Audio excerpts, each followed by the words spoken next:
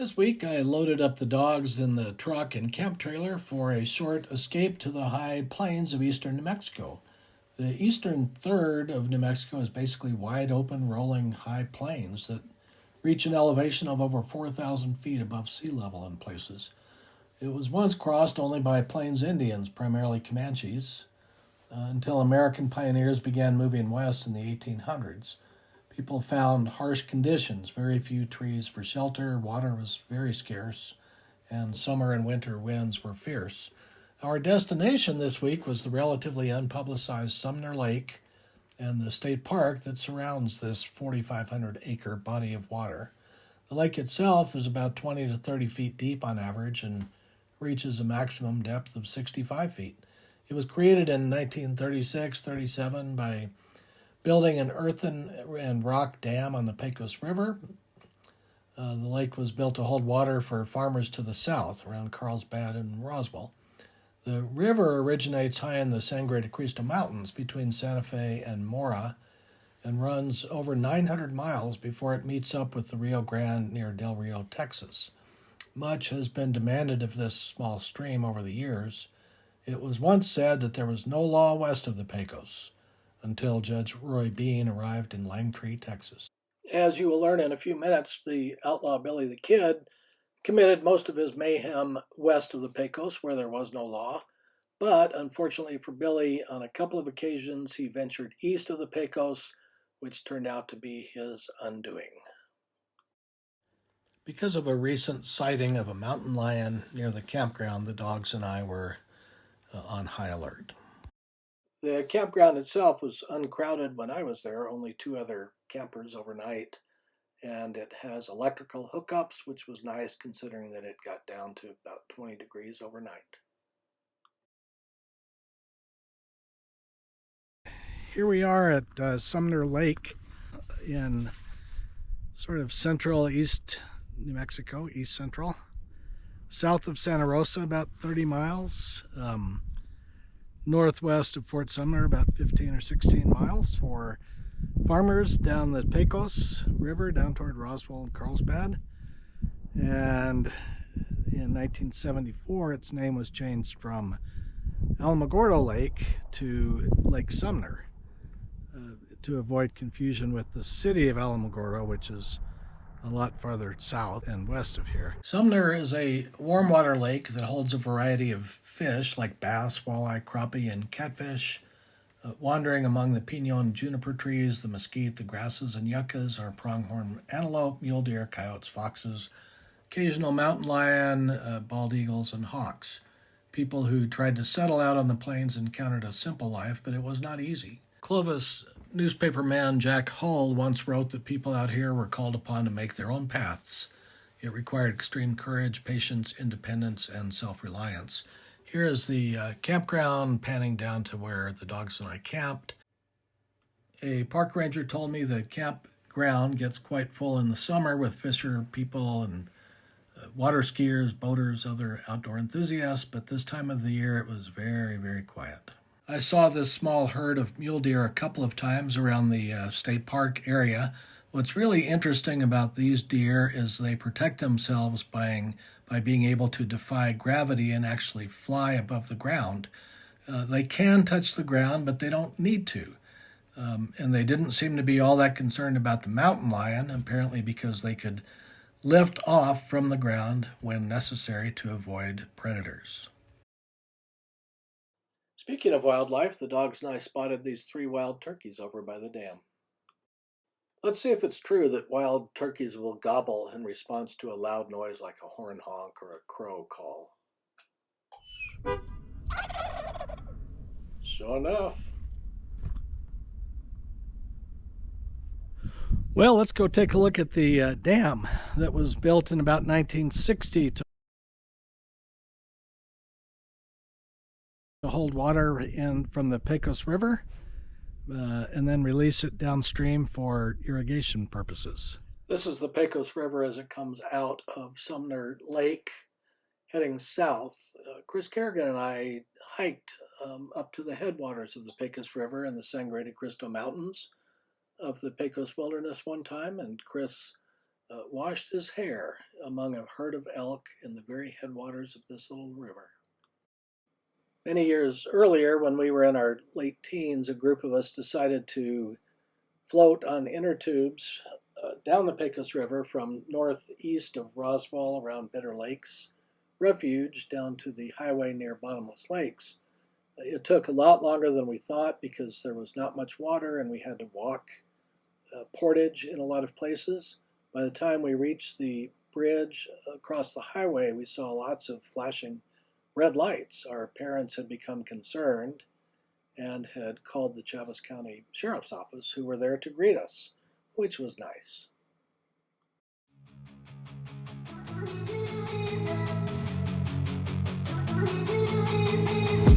And I've been dreaming on in my head like I've seen it. A life worth living is a life with meaning. I'll do what I love till my heart stops beating. I'm feeding this demon.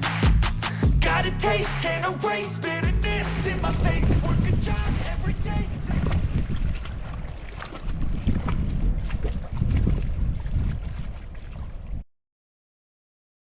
Let's take a quick look at the community of Lake Sumner, which is a census designated place in northern Debaca County on the shores of Lake Sumner. In the year 2000, there were apparently 86 people in 44 households residing in the community. That's 27 families. It sits at about 4,300 feet elevation.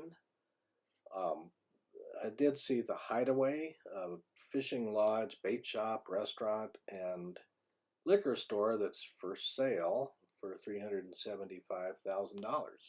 I saw very few people walking around, and it did not appear that there were a lot of residents there this time of year. At least one resident was unhappy about the results of the last presidential election.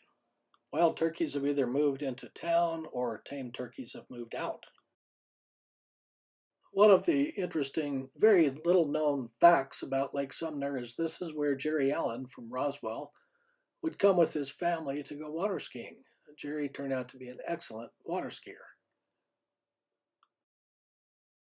Now let's drive into Fort Sumner and see some historic sites. Let's go look at Billy the Kid's grave, the Bosque Redondo Memorial, and let's see if we can find Stinking Springs, which was a favorite hideout of Billy the Kid's about 20 miles east of Fort Sumner. Here is what remains of the old Presbyterian Church in Taiban, New Mexico, about 14 miles east of Fort Sumner. The dogs, of course, are always intrigued, no matter where they are. But before going back to the 1800s, we need to stop for a moment for the present.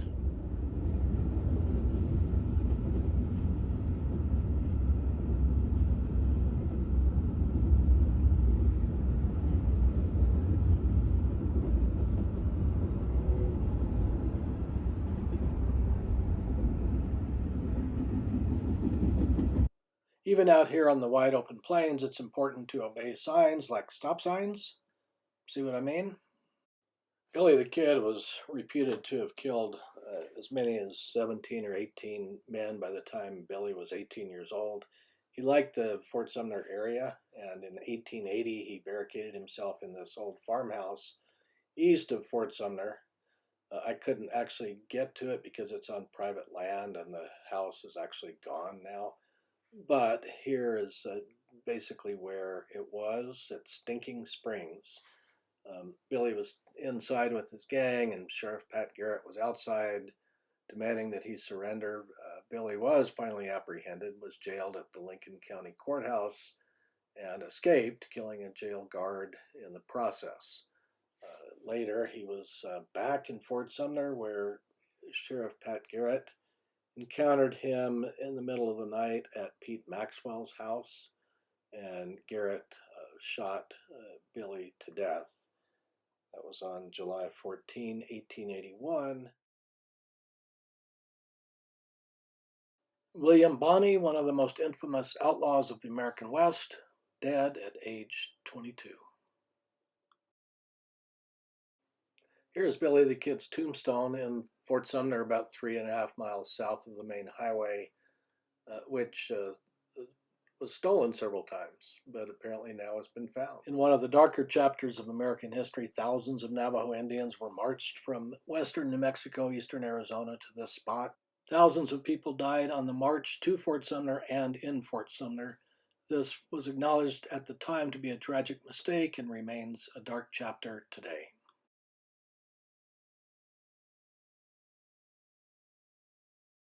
Sunset over Lake Sumner State Park, and in the night it began snowing, not hard, but a little bit of snow. When we woke up the next morning, it was still lightly snowing. Very quiet in the early morning hours, except for the sound of feet crunching on gravel. Wait a minute, feet crunching on gravel?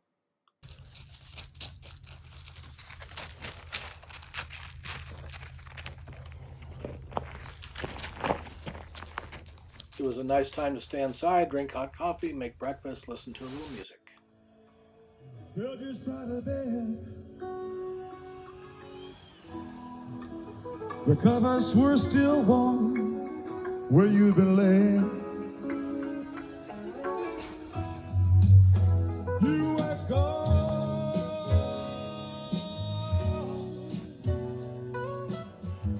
My heart was filled with dread.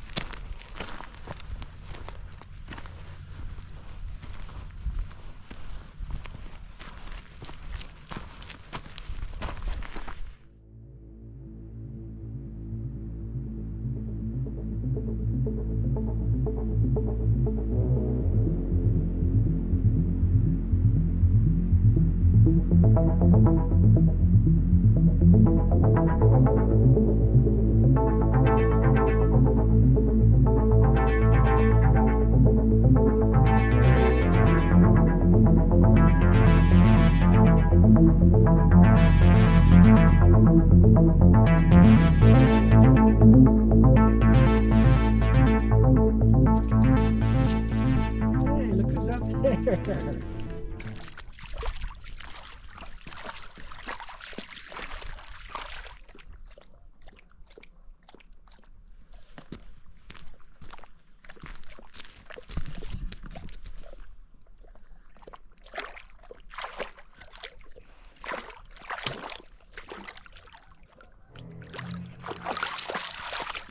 I'll be darned. Look at these footprints. Look at these footprints here. It's like a raccoon or something walked right through the fresh cement. And something bigger. Maybe a coyote was chasing it. I think Sumner Lake is a place you might like more if you were born and raised in southeastern New Mexico. For others with different backgrounds and experiences and topography, this may be a little stark, a little too open, but I think it's pretty cool.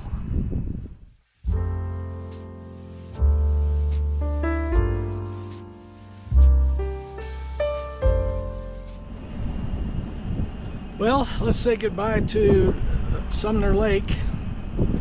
It's a nice place. I think I'll come back. Maybe bring a fly rod next time. Hang on, can you get in?